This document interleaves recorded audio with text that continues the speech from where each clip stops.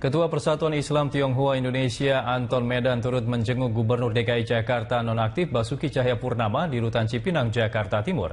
Menurut Anton, selama berada di dalam, Ahok dalam kondisi baik dan terlihat tenang. Anton mengatakan jeruji besi tidak dapat membatasi akal dan pikiran seorang Ahok. Ia pun mencontohkan sejumlah tokoh dunia yang pernah dipenjara seperti Nelson Mandela hingga Presiden pertama Republik Indonesia Soekarno.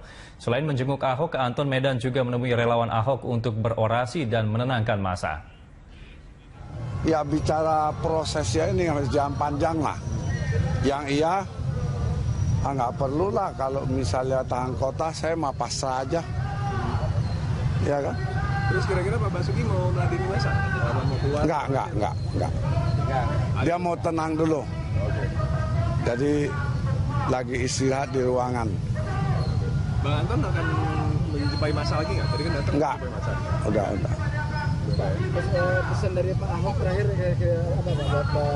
Relawan pesan dari Pak Ahok.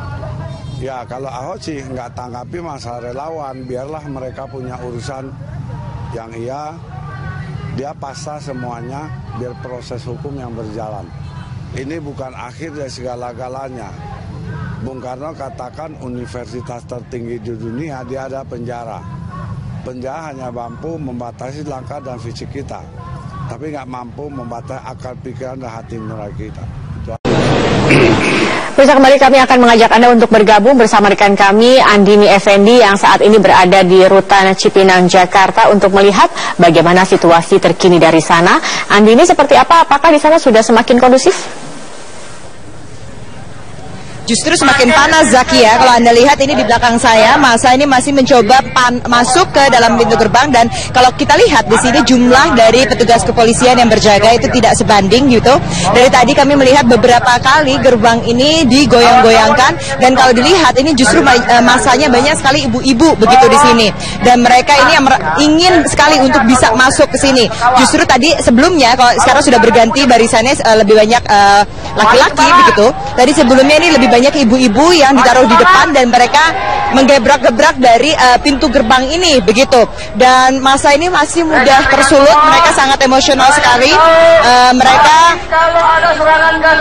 Mereka tadi sempat melemparkan air minum ke dalam, kemudian melemparkan nasi box yang mereka sudah konsumsi di luar, mereka lemparkan ke dalam begitu. Mereka juga merasa ada anggota kepolisian yang menyulut amarah mereka. Jadi memang sangat emosional sekali kondisinya di sini. Saat ini pun ada Kapolres Jakarta Timur yang berada di dalam LP Cipinang. Kita masih menunggu akan bergabung bersama kami karena tadi kami sudah berusaha menghubungi tapi belum ada respon terkait dengan keamanan yang ada di sini. Apakah nantinya akan ditambah lagi aparat kepolisian yang berjaga begitu, karena masa semakin banyak dan mereka juga tidak mau pergi begitu. Bahkan kalau kita lihat, coba saya ajak Anda, ini sebelah kiri saya di sini, ini banyak masa ibu-ibu di sini yang tidak ingin pergi begitu di sini. Mereka ingin bertemu dengan Basuki Cahayapurnama. Mereka memberikan doa dan dukungannya kepada Basuki Cahayapurnama. Dan masa ini tidak hanya datang dari daerah DKI Jakarta, tapi tadi kami juga mendengar ada masa yang berorasi datang dari Makau yang merupakan seorang tenaga kerja begitu. Dia datang untuk memberikan dukungan kepada Basuki Cahayapurnama. Nah, ini kalau tadi Anda lihat ini sebenarnya sudah berlangsung selama berjam-jam. Mereka terus menduduki tempat mereka sampai saat ini begitu, dan mereka menginginkan agar masa ini tidak bercerai-berai. Tadi sempat ada beberapa orang yang masuk ke dalam LP untuk berusaha bertemu dengan salah satu tim kuasa hukumnya atau bertemu dengan mencoba bertemu dengan Basuki Cahayapurnama, tapi tidak diperbolehkan. Dan mereka menginginkan masa ini tetap kompak, tidak ada yang terpecah begitu, karena mereka tidak ingin ada yang main jalur sendiri, itu yang dikatakan oleh mereka. Jadi tadi sempat ada kerusuhan sedikit ketika kami live pertama dengan Anda. Untuk sementara itu, Zakia, kembali ke Anda di studio. Dan ini singkat saja, apakah ada upaya mediasi juga yang dilakukan untuk meredam juga emosi dari masa ini?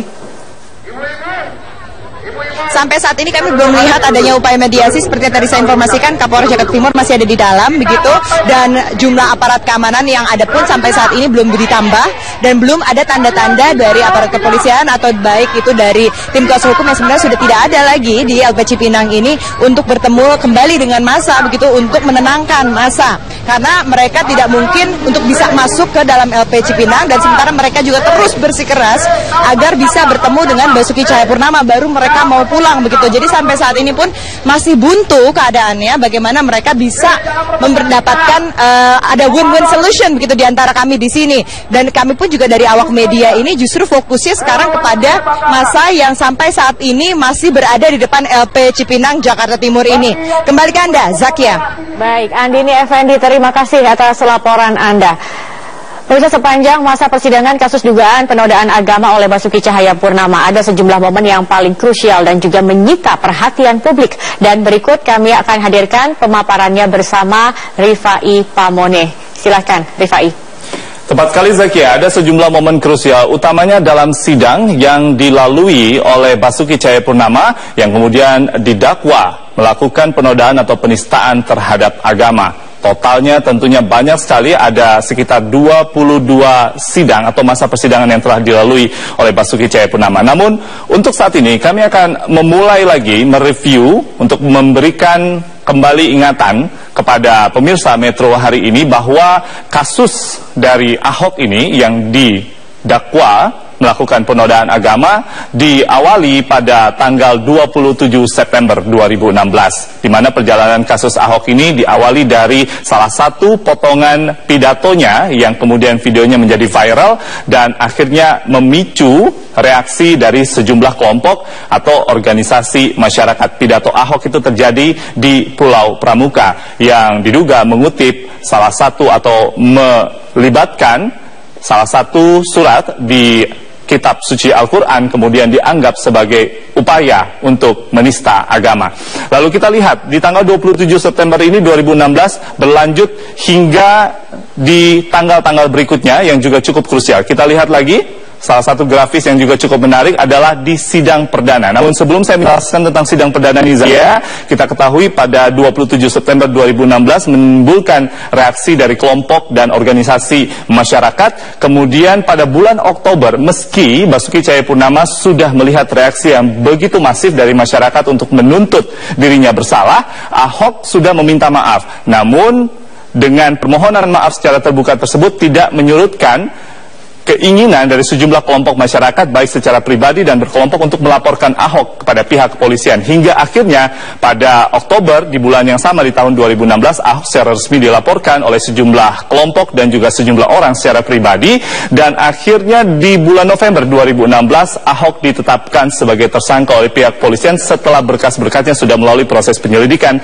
dan juga penyidikan hingga P21, dan akhirnya pihak kejaksaan juga sudah melimpahkan kasus ini ke persidangan. Dan tepatnya di bulan Desember, tanggal 13 Desember 2016, sidang perdana untuk dugaan penistaan agama ini berlangsung untuk Basuki Cahayapurnama sebagai terdakwa. Di sana dibacakan dakwaan kepada Ahok, lalu kemudian dilanjutkan di sidang berikutnya untuk eksepsi atau pembelaan yang dibacakan langsung oleh Ahok. Pada saat itu begitu emosional, sehingga akhirnya dalam sidang ke-1 hingga sidang ketiga yang berlangsung di gedung eks Pengadilan Negeri Jakarta Pusat, meski sidang ini dibawa otoritas dari Pengadilan Negeri Jakarta Utara, selalu dihadiri oleh massa yang begitu besar, sehingga dengan alasan ketertiban dan juga kapasitas hingga akhirnya di sidang keempat, momen yang cukup krusial 3 Januari 2017, sidang Ahok atau sidang keempat ini dipindahkan ke auditorium Kementerian Pertanian di wilayah Pasar Minggu, Jakarta Selatan. Lalu kita lihat di grafis berikutnya akan juga cukup menarik karena dari sidang keempat hingga ke sidang 12, di situ di tanggal 3 Januari atau di bulan Januari hingga di 28 Februari 2017, pemeriksaan saksi dan juga ahli dari pihak jaksa penuntut umum. Bisa dikatakan ini adalah dari tataran pelapor yang kemudian melaporkan Basuki Cahayapurnama. Cukup panjang sidang ini berlanjut dari sidang keempat hingga ke sidang 12 karena lebih dari 15 saksi, ahli dan juga saksi fakta dihadirkan oleh jaksa penuntut umum. Banyak keberatan yang disampaikan oleh kuasa hukum. Lalu bagaimana dengan saksi dan ahli dari kuasa hukum? Kita lihat grafis berikutnya. Di grafis ini akan menunjukkan di sidang ke-12 hingga ke sidang 16. Maksud kami dari sidang ke-13 hingga ke sidang 16. Dalam 3 sidang berturut-turut ini kemudian saksi dan juga ahli dari pihak kuasa hukum atau penasehat hukum dari Basuki Cahayapurnama dihadirkan. Di sana ada beberapa video juga sebagai barang bukti atau dokumen yang disampaikan oleh pihak kuasa hukum, dan salah satu ahli dari Majelis Ulama Indonesia pada saat itu menyebutkan bahwa Ahok tidak terbukti atau tidak termasuk dalam kategori menistakan agama. Namun hal tersebut tentunya masih menjadi pertimbangan dari jaksa penuntut umum saat itu.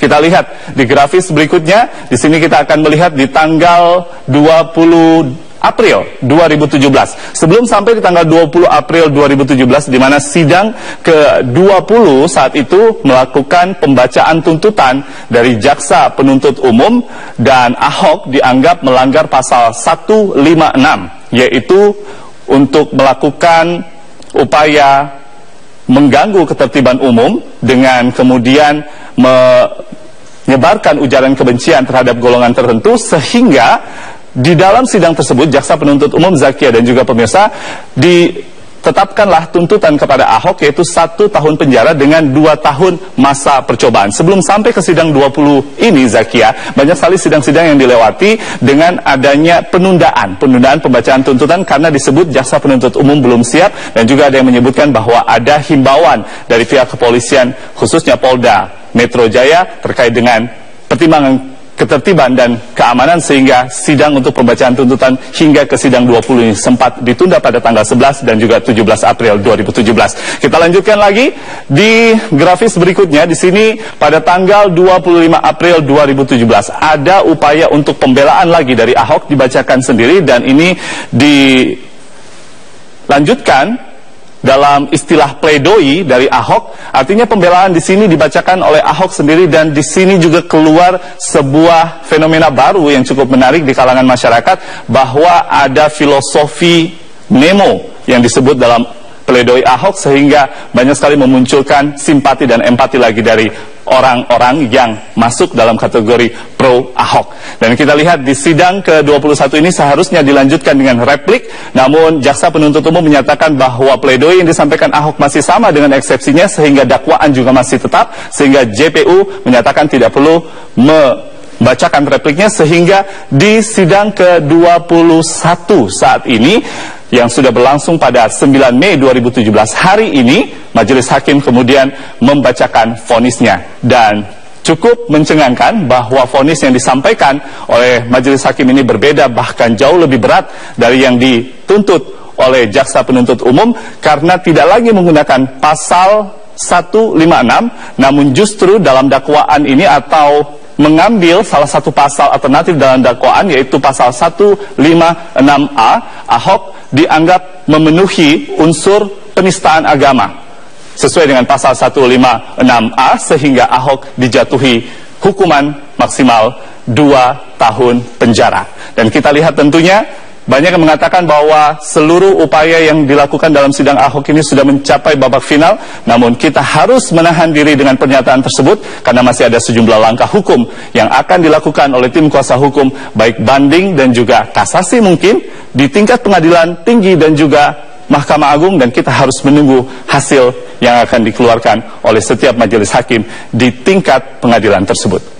Zakia Arfan. Baik, Pak Rifai, Mbak Moni, terima kasih atas pemaparan Anda.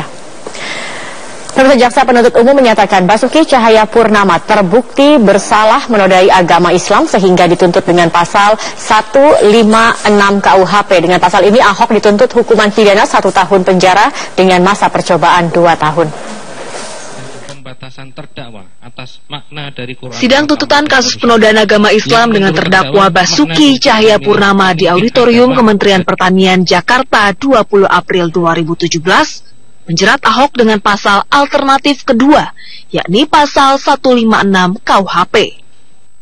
Dalam pasal itu, Ahok dijerat dengan hukuman pidana penjara paling lama 4 tahun atau pidana denda paling banyak Rp4.500 akibat pernyataannya terkait surat Al-Maidah ayat 51 di Pulau Pramuka.